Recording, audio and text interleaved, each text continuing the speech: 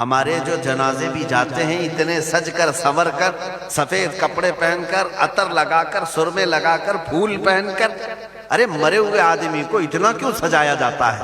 کوئی شادی کا دولہا تو نہیں ہے؟ اتنا سوار کر کے اس لیے بھیجا جاتا ہے، بزرگ فرماتے ہیں کہ اس لیے سوار کر کے بھیجا جاتا ہے کہ آج کی رات یہ دیدار مصطفیٰ کرنے والا ہے، قبر میں اپنے آقا کے جلوے دیکھنے جا رہا ہے، اس لیے خوشبو لگا کر جاتا ہے، عطر لگا کر، سرما لگا کر، سفید کپڑے پہن کر جاتا ہے۔ عزیزان گرامی وقار ہے شب وصل بھی اسی گل سے ملاقات کی رات۔ ہم ڈرتے نہیں ہیں موت سے، اور ڈرنا بھی نہیں چاہیے، اور جس دن تمہارے سینوں سے یہ ڈر نکل گیا، اب مجھے بتاؤ دنیا پھر تمہیں کس بات سے ڈرائے گی؟ اب کس بات سے ڈرائے گی؟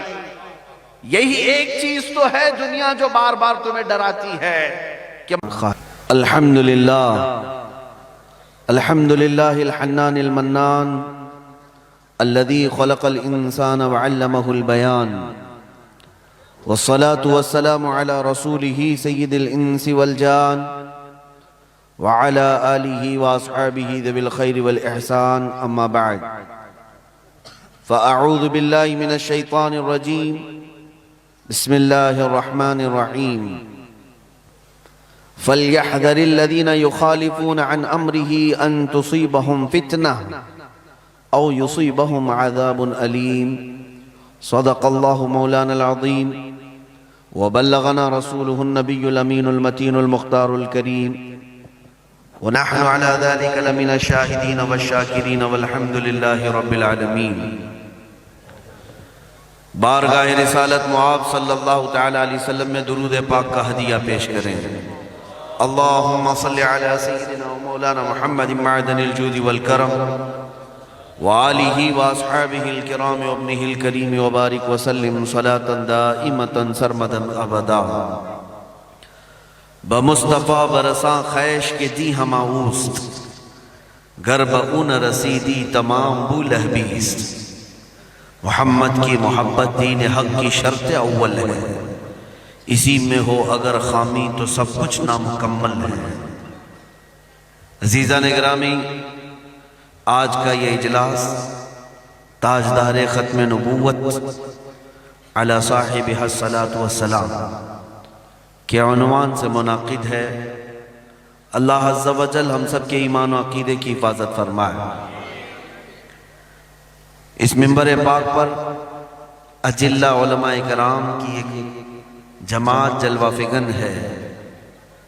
برادر گرامی حضرت العلامہ غلام جیلانی ازہری صاحب، حضرت مولانا روشن ضمیر صاحب، میرے عزیز رفیق کفیل انور صاحب، دیگر علماء، ان کی محبتیں، عنایتیں، شعراء حضرات نے جو کچھ بھی کہا، اللہ مجھے اس کے لائق بنایا۔ میں گفتگو کا آغاز ان بزرگوں کی سرپرستی سے کرتا ہوں، ان علماء اکابرین کی حمایت سے کرتا ہوں۔ سب سے پہلے اس بات کی وضاحت کر دوں کہ اس جملے کو تھوڑا سا بدل لیا جائے، شعراء کی طرف سے بھی، ناظم اجلاس سے بھی مؤدبانہ التماس۔ یقیناً آپ کی محبتیں سر آنکھوں پر، لیکن اس طرح سے کہنا کہ عظمت رسالت پر حملہ ہو رہا ہو، ساری خانقاہیں، سارا ہندوستان خاموش تھا، چپ تھا، یہ زیب نہیں دیتا ہماری خانقاہوں کے لیے۔ یقیناً ہر ایک نے اپنے اپنے مطابق آواز اٹھائی ہے۔ گلشن میں گلاب بھی ہوتا ہے، موگرا بھی ہوتا ہے، ہر ایک کی خوشبو الگ ہوتی ہے۔ میرے عزیزو، ہر ایک نے اپنی طاقت اور استطاعت کے مطابق آوازیں اٹھائی۔ ایسا گمان کرنا بھی میرے لیے جائز نہیں کہ کوئی سنی حضور کی توہین سن کر خاموش بیٹھا ہو۔ گمان بھی میں نہیں کرتا، چہ جائے کہ خانقاہیں، عام سنی کا دل جل جاتا ہے حضور کی عظمت پر کوئی آنچ آئے۔ لہٰذا میں اپنی جانب سے تو یہ کہوں گا کہ سارے علماء، مشائخ، ائمہ، مساجد، سبوں نے اپنی آوازیں اٹھائی اور ایسا بھی نہیں کہ دین الہی کے خلاف صرف مجدد الف ثانی نے ہی آواز اٹھائی تھی، ہزاروں آوازیں اس وقت بھی آئیں، لیکن مولا تعالیٰ کسی آواز کو سب پر فوقیت دیتا ہے۔ عظمت رسالت پر حملہ ہندوستان میں جب ہو رہا تھا، علم غیب حاضر و ناظر کے مسائل پر بہت سارے مشائخ اور علماء نے کتابیں بھی لکھی، رد وہابیہ رد دیابنا بھی کیا، لیکن جو بریلی سے آواز اٹھی اللہ نے اس کو سب پر حاوی فرمایا۔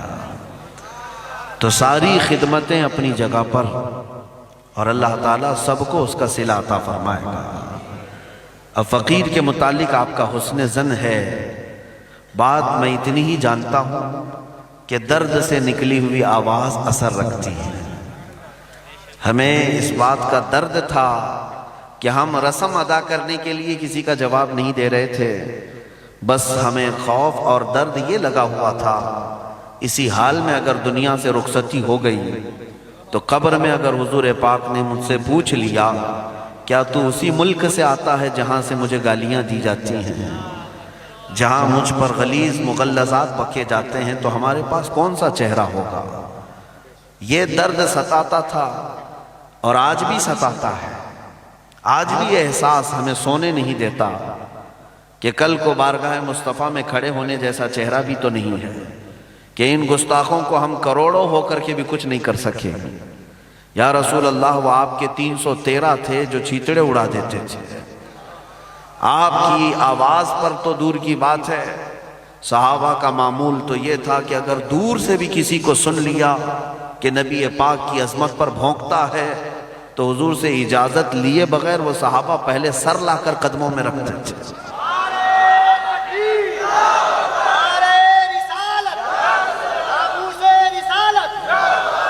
ہماری حالت تو آج یہ ہے کہ ہم کروڑوں کی تعداد میں ہیں، کروڑوں کی تعداد میں ہیں، اسی بات پر تو شرم اور احساس رات کو سونے نہیں دیتے کہ رسول پاک صلی اللہ تعالیٰ علیہ وسلم کی یہ امت آج اتنی بڑی طاقت کے ساتھ موجود ہے کہ پوری دنیا میں 57 ملک اسلامی کنٹریز کے نام سے جانے جاتے ہیں۔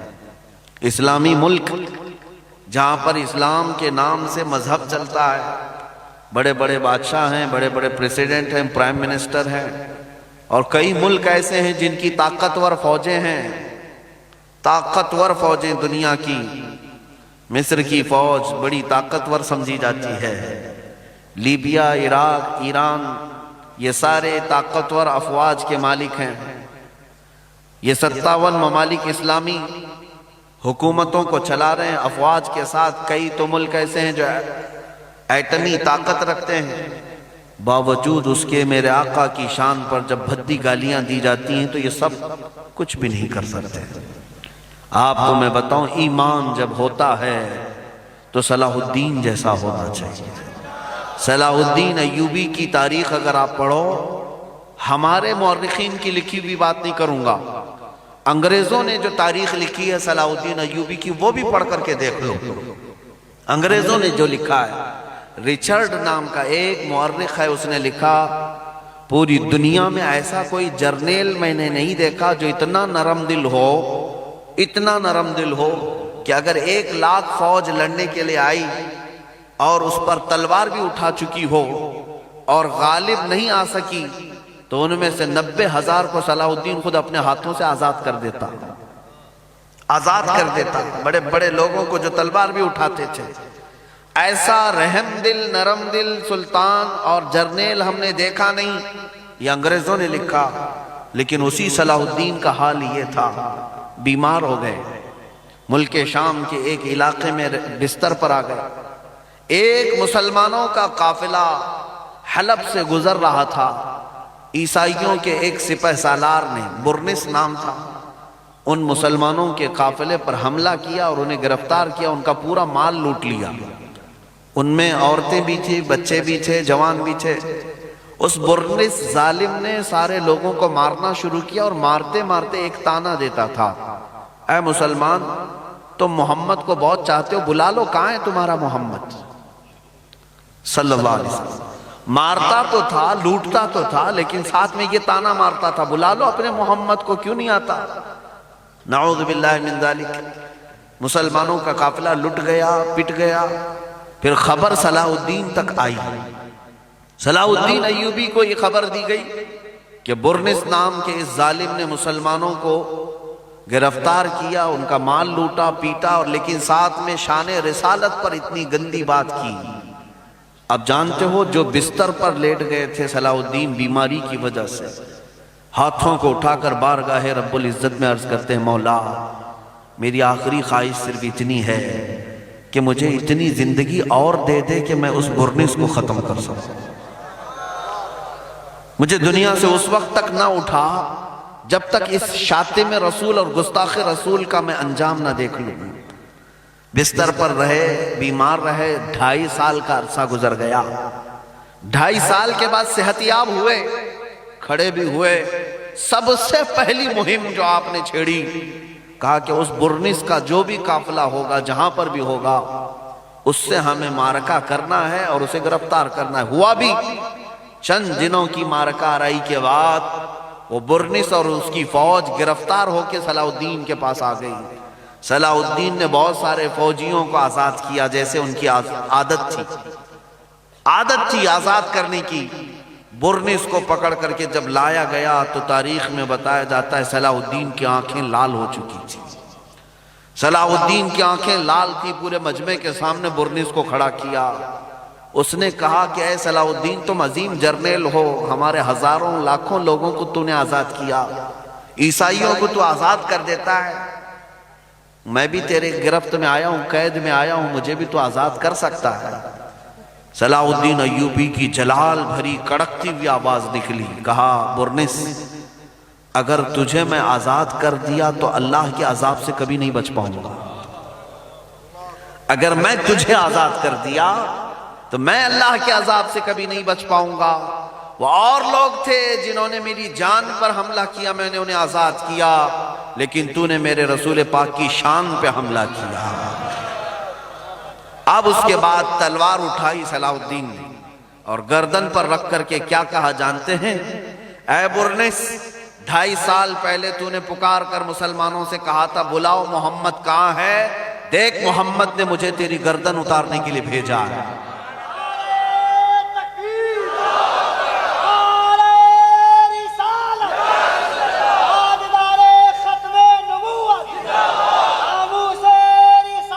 عزیزان گرامی، اس کی گردن تو مار دی، لیکن جو بات مجھے عرض کرنی تھی وہ یہ ہے، یہ جو 2.5 سال کا عرصہ گزرا، روایت میں ہے کہ صلاح الدین ایوبی ایک رات بھی بستر پر نہیں سوئے اور اپنا پیر نہیں پھیلایا، پیر لمبا نہیں کیا، فرش پر اپنے پیروں کو موڑ کر رات بھر بیٹھے رہتے، اور بیماری کی حالت تھی۔ جب خادم کہتے کہ آپ سو جائیں، صلاح الدین ایوبی کہتے تم کس کو مشورہ دے رہے ہو مجھے سونے کا، جبکہ میرے نبی کی شان میں گالیاں دی جا چکی ہیں، حضور پاک کی عظمت کو للکارا گیا، اور تم کہتے ہو کہ صلاح الدین بستر پر سو جائے۔ عزیزان گرامی، اسی لیے تو میں بار بار چیخ کر کے کہتا ہوں، ہر چیز پر کمپرومائز کیا جا سکتا ہے، عزت رسول پر کبھی نہیں۔ آج میرا مشن صرف یہ ہے کہ میں جلسوں میں یا تقریروں میں اس لیے نہیں آتا کہ میں کوئی مقرر آدمی ہوں یا خطیب ہوں، میرے اندر تو ڈھنگ بھی نہیں ہے خطابت کرنے کا، میں مقررین کی اداؤں سے بھی واقف نہیں ہوں، لیکن صرف یہ درد تم تک تقسیم کر کے جانا چاہتا ہوں کہ اے مسلمانوں، بہت سارے معاملات پر تم سڑکوں پر آتے رہے، راشن کے نام پر، پانی کے نام پر، بجلی کے نام پر، الیکشن کے نام پر، ووٹنگ کے نام پر، لیکن تمہیں خبر نہیں، تم تو امانت تھے رسول اللہ کی، تم حضور کے لیے پیدا کیے گئے ہو اور تم امت ہو میرے مصطفیٰ کی۔ آپ کیا سمجھتے ہیں تمہاری عزت جو ہے تمہارے بڑے بنگلوں کی وجہ سے ہے؟ تمہاری عزت تمہاری داڑھی اور ٹوپی کی وجہ سے ہے؟ تمہاری عزت صرف اور صرف نام مصطفیٰ کی وجہ سے ہے۔ آبرو ما ز نام مصطفیٰ است، اقبال نے کہا ہے ہم سب کی عزت و آبرو صرف رسول اللہ کی وجہ سے ہے۔ اور آپ کو یہ پتا ہے ایسے ایسے گناہ ہمارے معاشرے میں ہیں جس کی بنیاد پر آسمان سے آگ برسنی چاہیے، عذاب آ جانا چاہیے۔ کیا گناہ نہیں ہے ہماری قوم میں؟ پہلے کی امتیں جب گناہ کرتی تھی تو عذاب آتا تھا. کیسا عذاب؟ قوم لوط پر نوکیلے پتھر برسائے گئے تھے. لواطت کرتے تھے، نوکیلے پتھر برسائے گئے. فَأَمْطَرْنَا عَلَيْهِمْ حِجَارَةً مِّن سِجِّلٍ مَّنضُودٍ، قرآن کہتا ہے. اور قوم شعیب ناپ تول میں کمی کرتی تھی، اللہ نے عذاب بھیجا، ہواؤں کا عذاب. فَأَرْسَلْنَا عَلَيْهِمْ رِيحًا صَرْصَرًا، انہیں ہلاک کر دیا گیا. نوح علیہ السلام کی قوم پر عذاب آ گیا، قوم سمود پر عذاب آیا، صالح علیہ السلام کی قوم پر. لیکن آپ کو میں بتاؤں اس امت پر عذاب کیوں نہیں آتا؟ گناہ ویسی ہی ہیں آج بھی. میرے عزیز و قرآن کہتا ہے وَمَا كَانَ اللَّهُ لِيُعَذِّبَهُمْ وَأَنْتَ فِيهِمْ. اب اس امت پر ویسا عذاب اللہ نہیں نازل کرے گا، اس لیے کہ ان کے بیچ میں میرا محبوب آرام کر رہا ہے. عذابات سے بچے بھی ہو تو کس بنیاد پر؟ رسول اللہ کی برکت ہے. ہماری عزت رسول اللہ کے نام سے، ہماری عافیت رسول اللہ کے نام سے، ہمارے گھروں کی برکت رسول اللہ کے نام سے. یہاں تک کہ سیدنا عمر ابن خطاب رضی اللہ تعالیٰ عنہ فرماتے ہیں میرے جسم پر جو بال اگتے ہیں یہ بھی رسول اللہ کی برکت سے. یہ حضرت عمر فاروق فرماتے ہیں اے مسلمانوں، اب حالات تمہیں بیدار کرنا چاہ رہے ہیں اور تمہیں اٹھانا چاہتے ہیں. جگہ جگہ کے تھک چکے ہیں یہ ہنگامے. اٹھو، نشاط لذت خواب گراں بدل ڈالو. غلط روی سے منازل کا بودھ بڑھتا ہے، غلط روی سے منازل کا بودھ بڑھتا ہے. مسافروں رویش کارواں بدل ڈالو. کی راہ کے تو می روی بترکستان است. آج جس راستے پر تم چلے جا رہے ہو یہ کعبے کی طرف نہیں لے جا رہا، یہ کسی اور طرف لے جا رہا ہے. محمد عربی صلی اللہ تعالیٰ علیہ وسلم کے غلام تو وہ ہونے چاہیے کہ گھبرا گئی ہے دیکھ کر گردش دوراں کبھی کبھی. کس کو دیکھ کر؟ دیوان گانے عشق مصطفیٰ. حضور پاک صلی اللہ تعالیٰ علیہ وسلم کے غلاموں کو دیکھ کر گردش دوراں بھی گھبرا جاتی. طوفان اپنا رخ موڑ لیتے، سمندر اپنا راستہ دیتے. آج تو تمہاری موب لنچنگ ہوتی ہے، پکڑے جاتے ہو، مارے جاتے ہو، کوٹے جاتے ہو، پیسے جاتے ہو. تمہاری مسجدوں کو تباہ برباد کر دیا گیا، آگ لگا دی جا رہی ہے. اور یہاں ہماری خانقاہیں برباد کر دی جا رہی ہیں. آج اگر تم نہیں جاگتے اور امت مصطفیٰ کا حق ادا نہیں کرتے تو کل تمہاری نسلیں تم پر لعنت بھیجیں گی. کل تمہاری اولاد، کیونکہ قیامت کے دن فرمایا گیا کچھ بچے ایسے ہوں گے جو اپنے ماں باپ پر مقدمہ کریں گے. اللہ تبارک و تعالیٰ سے کہیں گے اے مولا سب سے پہلے عذاب میرے ماں باپ پر دے، اس لیے کہ میرے گمراہ ہونے کا ذریعہ یہی لوگ تھے. انہوں نے کبھی مجھے عشق مصطفیٰ نہیں سکھایا، کبھی انہوں نے آداب و اخلاق کی تعلیم مجھے نہیں دی. اے مسلمانوں، آج یہ حالات تمہیں اس بات پر لے آتے ہیں کہ آؤ جس روش پر مصطفیٰ کریم صلی اللہ علیہ وسلم نے ہمیں مدینے میں چھوڑا تھا اسی روش پر ہمیں آنے کی ضرورت ہے. ان کے جو ہم غلام تھے خلق کے پیشوا رہے، ان کے جو ہم غلام تھے خلق کے پیشوا رہے، ان سے پھرے جہاں پھرا پھر آئی کمی وقار. تمہیں اپنی عزت معلوم ہے؟ تمہاری حیثیت معلوم ہے؟ کس کے تم وارث ہو؟ ہم کس کے وارثین میں سے ہیں؟ ہمارے اسلاف کون ہیں؟ کیا وہ صرف ہمارے جلسوں میں نعرے لگانے کے لیے اسلاف ہے؟ ان اکابرین کا نام لے کر ایک بار زندہ باد کہہ دیا جائے کافی ہے؟ تم جن اسلاف کے وارثین میں سے ہو ذرا پڑھ تو لیا کرو اے جوانوں. تمہارے اکابرین میں سب سے پہلے بلال حبشی کا نام آتا ہے، خباب ابن الارت کا نام بھی ہے، خبیب ابن عدی کا بھی نام ہے. یہ وہ صحابہ ہیں جنہوں نے اپنی جانیں مصطفیٰ کی محبت پر لٹائی ہیں، جانیں لٹائی ہیں. عبداللہ بن جحش وہ صحابی ہیں جو میدان احد میں جن کا مسلح کیا گیا تھا، ان کے ناک آنکھ کان سب کاٹ کر کے کافروں نے ہار بنا کر گلے میں پہنا تھا. کون؟ عبداللہ بن جحش، رسول اللہ کے صحابی.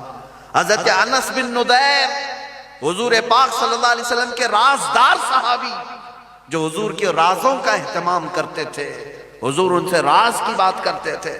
احد کے میدان میں جب آئے کفار و مشرکین نے ان کے جسم کو اتنا مسل دیا تھا، اتنا مسل دیا کہ نہ چہرہ دکھتا تھا نہ سینہ دکھتا تھا، کچھ بھی نہیں۔ ان کی بہن آئی، صرف ان کی انگلی ایک باقی تھی، یہ دیکھ کر پہچانا کہ انس بن نزیر ہے، جن کے جسموں کو سمیٹ دیا گیا تھا زمین کے ساتھ۔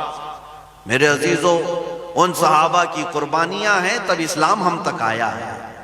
آپ یہ سمجھتے ہیں کہ گھر میں بڑے کا گوشت کھا لینے کا نام اسلام ہے، ہاتھ لمبی ٹوپی پہن لینا یا داڑھی رکھ لینے کا نام اسلام ہے؟ اسلام قربانیاں چاہتا ہے۔ اسلام کی ابتدا محرم میں قربانی کی یاد دلاتی ہے اور بقرعید میں بھی قربانی کی یاد دلاتی ہے۔ کیوں؟ مسلمانوں، صرف بکرا قربان کر کے گوشت کھا کر کے مست نہ ہو جانا۔ جب تمہاری جان پر کوئی بات آئے تو کوئی صدقہ کر کے اپنی جان بچا لینا، اور جب مصطفیٰ کی ذات پر کوئی چیز آئے تو جان دے کر عزت بچانا۔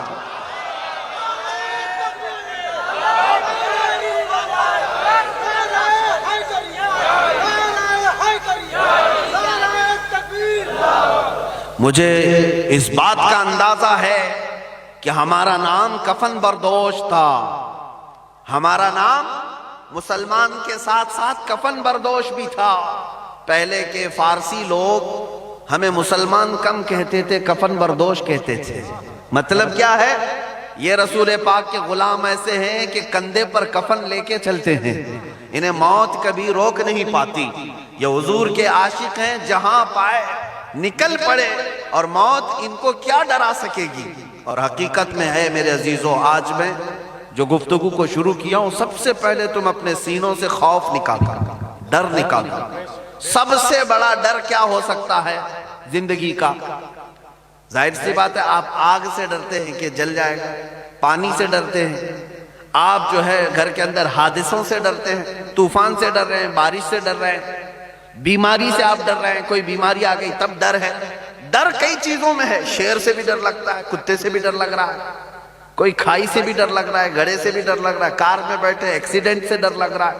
سارے ڈر اگر جمع کرو گے، ریزلٹ نکالیں گے، نتیجہ نکالیں گے ان سارے ڈر سے، کیا سب سے بڑا ڈر کیا ہے؟ وہ موت کا ڈر ہے۔ کس چیز کا ڈر ہے؟ آگ سے اس لیے آپ ڈر رہے ہیں کہ جلیں گے تو ہوگا کیا؟ مر جائیں گے۔ پانی میں ڈوبنے سے اس لیے ڈر رہے ہیں کہ ڈوب گئے تو مر جائیں گے، مرنے کا ہی تو ڈر ہے۔ حادثوں سے جو ڈر رہے ہیں، یہی ڈر ہے کہ موت آ جائے۔ بیماری سے بھی اس لیے بچتے ہیں کہ موت نہ آ جائے، مر نہ جائے، یہ موت ہی کا ڈر ہے۔ اور مصطفیٰ کریم کے غلاموں کی خصوصیت یہ ہوتی ہے، سب سے پہلے اگر کوئی ڈر نکالا جاتا ہے سینے سے تو موت کا ڈر نکالا جاتا ہے، جس کو اعلیٰ حضرت نے فرمایا ہے کہ حسن یوسف پہ کٹی مصر میں انگشت زنا، یا رسول اللہ سر کٹاتے ہیں تیرے نام پہ مردان عرب۔ یہاں موت کا ڈر نہیں ہوتا، مصطفیٰ کریم کے غلاموں میں موت کا ڈر نہیں ہوتا۔ کیوں؟ ہمیں موت کا ڈر کیوں ہو؟ جو عاشق ہوتا ہے وہ تو انتظار میں رہتا ہے کہ وہ کون سی رات ہے جب ملک الموت میرے گھر آئے گا۔ کیوں؟ کون سی رات ہے جو ملک الموت میرے گھر آئے گا؟ اس لیے کہ جس دن ملک الموت روح قبض کر کے جائے گا، میں قبر میں جاؤں گا، تبھی تو مصطفیٰ کی زیارت ہوگی۔ جس کو رسول پاک کی زیارت کرنا ہے وہ موت سے نہیں ڈرتا۔ وہ قبر میں پہنچتا ہے تو کیا کہتا ہے جانتے ہیں؟ فرشتوں کے پاس جب وہ اٹھاتے ہیں تو یوں کہتا ہے، اب تو پائے ناز سے اے فرشتوں کیوں اٹھوں، اب تو پائے ناز سے اے فرشتوں کیوں اٹھوں، مر کے پہنچا ہوں یہاں اس دل ربا کے واسطے۔ ہمارے جو جنازے بھی جاتے ہیں اتنے سج کر سنور کر، سفید کپڑے پہن کر، عطر لگا کر، سرمے لگا کر، پھول پہن کر، ارے مرے ہوئے آدمی کو اتنا کیوں سجایا جاتا ہے؟ کوئی شادی کا دولہا تو نہیں ہے، اتنا سوار کر کے اس لیے بھیجا جاتا ہے۔ بزرگ فرماتے ہیں کہ اس لیے سوار کر کے بھیجا جاتا ہے کہ آج کی رات یہ دیدار مصطفیٰ کرنے والا ہے، قبر میں اپنے آقا کے جلوے دیکھنے جا رہا ہے، اس لیے خوشبو لگا کر جاتا ہے، عطر لگا کر، سرما لگا کر، سفید کپڑے پہن کر جاتا ہے۔ عزیزان گرامی وقار ہے شب وصل بھی اسی گل سے ملاقات کی رات۔ ہم ڈرتے نہیں ہیں موت سے، اور ڈرنا بھی نہیں چاہیے۔ اور جس دن تمہارے سینوں سے یہ ڈر نکل گیا، اب مجھے بتاؤ دنیا پھر تمہیں کس بات سے ڈرائے گی؟ اب کس بات سے ڈرائے گی؟ یہی ایک چیز تو ہے دنیا جو بار بار تمہیں ڈراتی ہے کہ مارے جاؤ گے، کاٹے جاؤ گے، پھانسی پر چڑھائے جاؤ گے۔ اور محمد عربی کا غلام جب خوشی سے ان باتوں کو قبول کرتا ہے تو دنیا کے پاس اس سے بڑی سزا کوئی ہے ہی نہیں، اس سے بڑی سزا کوئی ہے ہی نہیں۔ یہی میں چاہتا ہوں اے مسلمانوں، اپنے سر ہتھیلیوں پر لے کر جس دن تم نکلے، پھر دنیا تمہاری حقیقت کو پہچان لے گی کہ جس کو اقبال نے کہا تھا نکل کر کے صحرا سے جس نے الٹ دیا تھا تخت روما کو، تخت روما کو الٹ دیا تھا۔ روم سپر پاور کا نام ہے۔ حضور کے زمانے میں دو سپر پاور تھے، جیسے آج امریکہ اور رشیا ہے، ملک روم اور ملک ایران۔ روم کے بادشاہ کو قیصر کہا جاتا تھا، ایران کے بادشاہ کو کسرا کہا جاتا تھا۔ یہ سپر پاور طاقتیں اگر کسی کے زیر نگی ہوئیں تو یہی صحابہ ہی تھے۔ صحابہ جو دیہات کے رہنے والے، پیوند لگے کپڑے پہننے والے، بغیر چپل کے راستے پر چلنے والے، چند کھجوروں پر پورا دن گزارنے والے، لیکن جب نکلتے تھے روما کی سلطنت کو بھی الٹ دیا، کسرا کی سلطنت کو بھی الٹ دیا۔ دونوں سلطنتیں خاک ہو گئی، مصطفیٰ کریم کے غلاموں کے قدموں میں آ گئی۔ اور اقبال کہتا ہے نکل کر کے صحرا سے جس نے الٹ دیا تھا تخت روما کو، سنا ہے قدسیوں سے میں نے کہ وہ شیر پھر ہوشیار ہوگا۔ سنا ہے قدسیوں سے میں نے کہ وہ شیر پھر ہوشیار ہوگا۔ اور میں آج ہر علاقے میں جا کر کے دیکھ رہا ہوں رسول پاک کے یہ شیر ہوشیار ہونے لگ چکے ہیں۔ انشاءاللہ العزیز جس دن یہ شیر بیدار ہوں گے پھر کروڑوں کی نیندیں بھی حرام کر کے رکھیں گے۔ کیوں؟ جن لوگوں نے اب تک ظلم اور بربریت کا ننگا ناچ ناچا، ان کا بھی تو ایک انتم وقت آتا ہے، ان کا بھی تو ایک اینڈ ہونا ہے۔ جن ظالموں نے اپنے پیسے اور طاقت کے بل بوتے مسلمان کمزور مزدوروں کی گردنوں پر راج کیا اور تخت مسجدوں کے ممبر و محراب پر بچھا دیا، انہوں نے اپنی آتنک کی آگ کو ہر جگہ جلانے کی کوشش کی، لیکن ان کا بھی تو اینڈ ہونا ہے، خاتمہ تو ہونا ہے۔ اور یہ مت سمجھنا، اس انتظار میں نہیں رہنا، اتنی بڑی طاقتیں ان کے پاس ہیں، ان سے مقابلہ کرنے کے لیے ہمارے پاس کتنی بڑی طاقت آنی چاہیے، کتنی بڑی تیاری ہونی چاہیے۔ میں اس کا قائل نہیں ہوں، میں رب ذوالجلال کی ذات پر اس بات کا یقین رکھتا ہوں کہ نمرود سے بڑا طاقتور کوئی نہیں تھا اس کے زمانے میں، لیکن مولا نے اس کو ہلاک کرنے کے لیے بڑی فوج نہیں صرف مچھر کو بھیجا تھا۔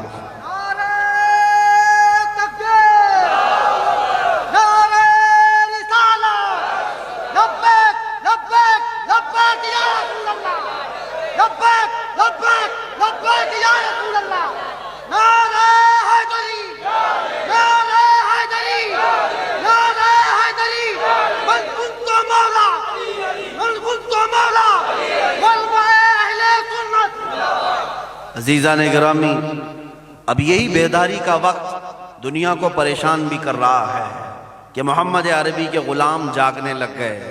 جانتے ہیں تمہیں سلانے کے لیے انہوں نے 100 سال سے منصوبے بنائے، نشہ تمہارے محلوں میں عام کیا، لڑکیاں بے آبرو تمہارے محلوں میں کی گئیں، ٹیلی ویژن انٹرنیٹ سب سے زیادہ تمہارے محلوں میں لایا گیا۔ ارے یہ اپنے بچوں کے ہاتھوں میں موبائل بھی نہیں دیتے، جو بڑے بڑے پیسے والے لوگ ہیں، لیکن عام مسلمانوں کے محلے پر نیٹ فری ہے، ساری چیزیں، کہ دن بھر رات بھر اس کے نشے میں یہ ایڈکٹ رہے۔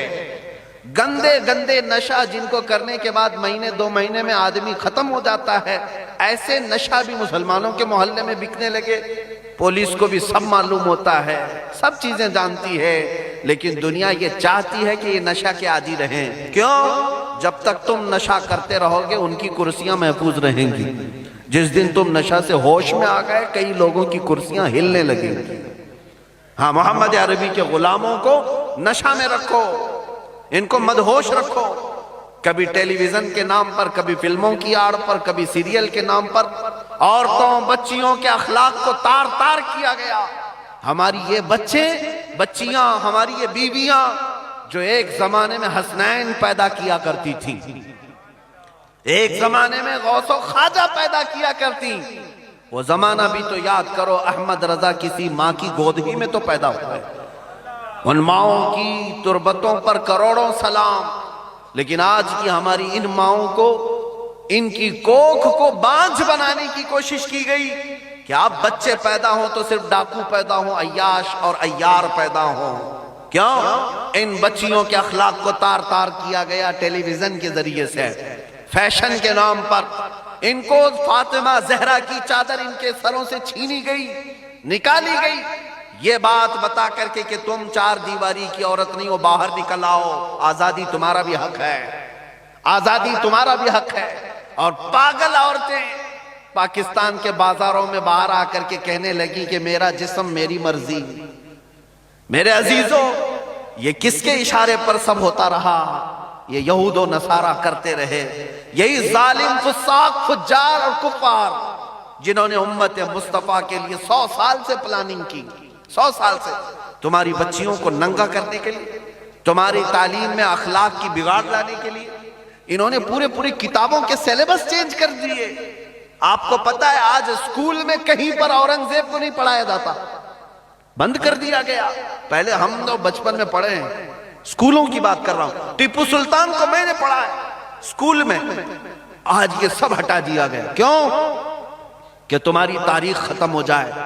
تم اگر ٹیپو سلطان کو، اورنگزیب کو پڑھنے لگو گے تو کہیں تمہارے اندر بھی جذبہ جہاد نہ آ جائے، کہیں تم بھی جوان ہونے نہ لگ جاؤ، بیداری تمہارے اندر بھی نہ آنے پائے۔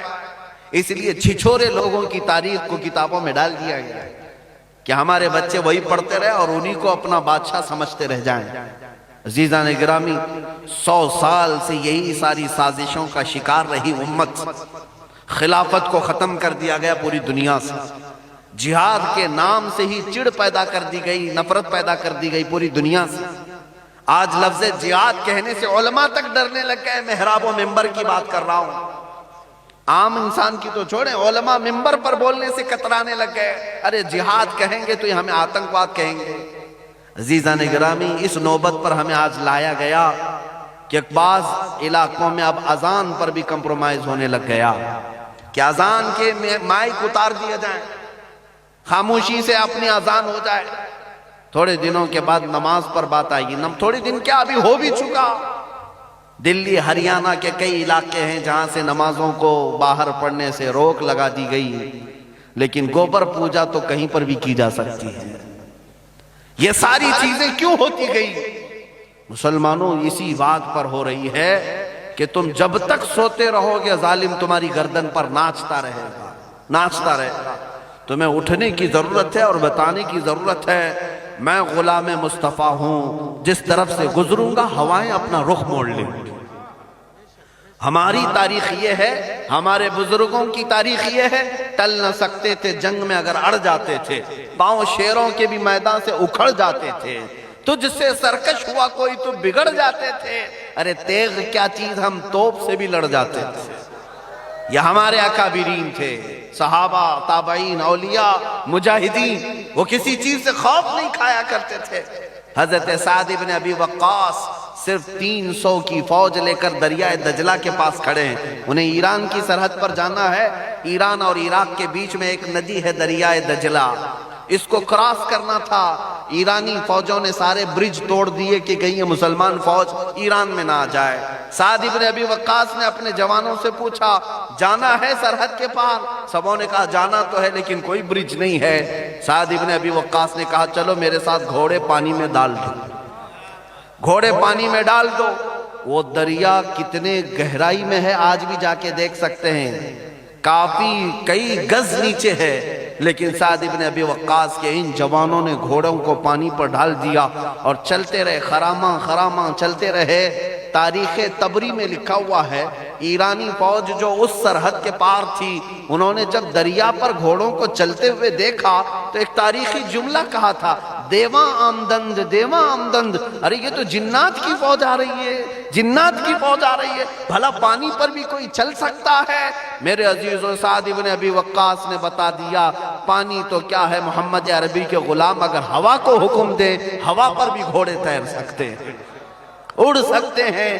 اور ایران فتح بھی کیا حضرت سعد بن ابی وقاص نے۔ اسی کو تو اقبال نے کہا تھا، دشت تو دشت ہے دریا بھی نہ چھوڑے ہم نے، بحر ظلمات میں دوڑا دیے گھوڑے ہم نے، آ گیا عین لڑائی میں گر وقت نماز، قبلہ روحوں کی زمیں بوس ہوئی قوم حجاز، ایک ہی صف میں کھڑے ہو گئے محمود و ایاز، نہ کوئی بندہ رہا نہ کوئی بندہ نواز۔ عزیزان گرامی وقار، میں آج آپ کے سامنے چند وہ قربانیاں رکھنا چاہتا ہوں۔ آپ اسلام میں ہیں، اللہ کا شکر ادا کرو۔ اسلام کے ساتھ ساتھ اللہ نے تمہیں عشق رسول کی دولت دی، اس پر اور شکر ادا کرو۔ اہل سنت و جماعت کا یہ وتیرہ اور خاصہ رہا ہے۔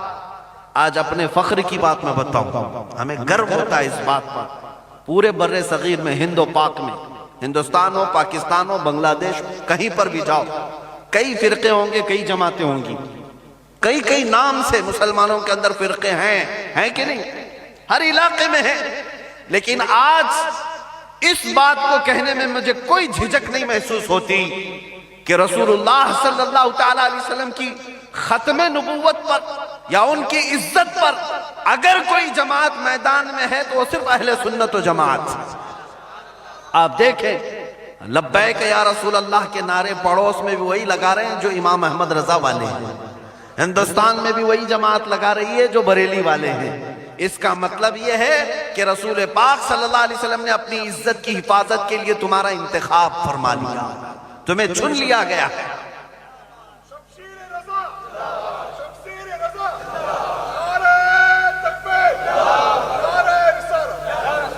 اب اپنی قسمت پر رشک کرو کہ اللہ نے تمہارا انتخاب کیا ہے، اللہ نے تمہیں چن لیا ہے۔ اور مجھے تو یہ امید بھی لگتی ہے کہ جب غزوہ ہند ہوگا مولا تعالیٰ اسی جماعت سے فرمائے گا، اسی جماعت کا انتخاب ہوگا۔ کیوں؟ غزوات اور جہاد یہ بے ایمان اور منافقوں کا کام نہیں ہے، یہ ایمان والوں کا کام ہے۔ ایمان جو رکھتا ہے وہ سرحد